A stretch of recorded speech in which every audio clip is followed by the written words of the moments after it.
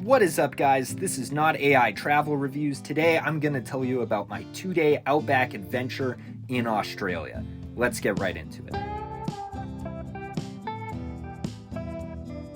So I flew in from Sydney to ULURU. The flight was about $300, which might seem steep, but when you remember that you're flying halfway across a continent, it's not that bad.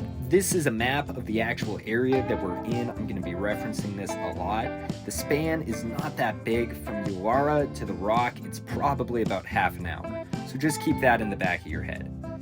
ULURU itself is the town that you'll be staying in. It is a resort town, so there's not a ton of amenities here. I stayed at a place called the Outback Hotel and Lodge. Came in at about $250 to $300 a night. I liked it. I would recommend it. There is a fancier version called Sails in the Desert that's a little more expensive, but it is a 4 to 5 star experience. So let's talk about my experience. I flew in probably about 1 or 2 p.m. on a Thursday afternoon, and man, that view coming in was incredible.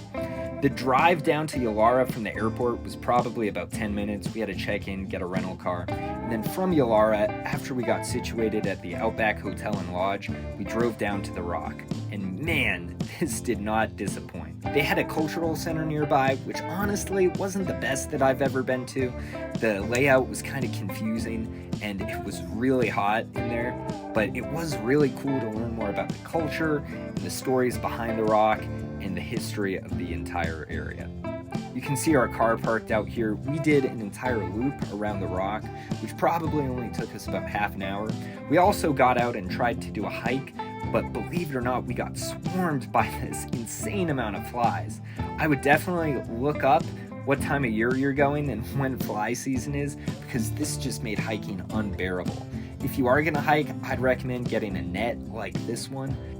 We completed our drive around the Rock and then drove back to the hotel. My friends went to go see a drone show. Personally, I'm not the biggest fan of those, so I went to a sunset viewing experience at the Rock. I ended up meeting somebody here and we got dinner afterwards, which was really cool.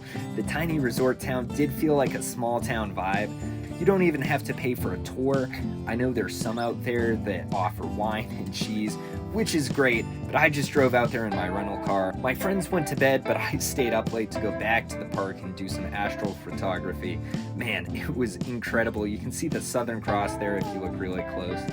Just another experience that I will never forget. Slept maybe for about 5-ish hours and then got up really early to go see the sunrise at this spot that I'm not even going to try to pronounce.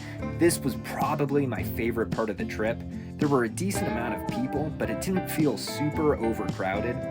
And man, this view of the sun coming up over the outback was something I truly will never forget. Afterwards, I went and got breakfast with my friends, and we drove about half an hour to Kata Tajuta, which I am probably butchering. But this place was pretty cool. If you don't have time for it, I wouldn't say it's a must-see. And after that, I pretty much booked it back to the airport and went home. Thankfully, it was a really quick experience. It came in at about $1,200, but remember, I had 3 friends with me, so I only paid about $500. I know some people spend thousands and thousands of dollars trying to do these outback experiences, and for $500, I feel like I got my money's worth. All right, that's it, guys. Thank you so much for watching. Please like and subscribe, and we'll see you on the next one.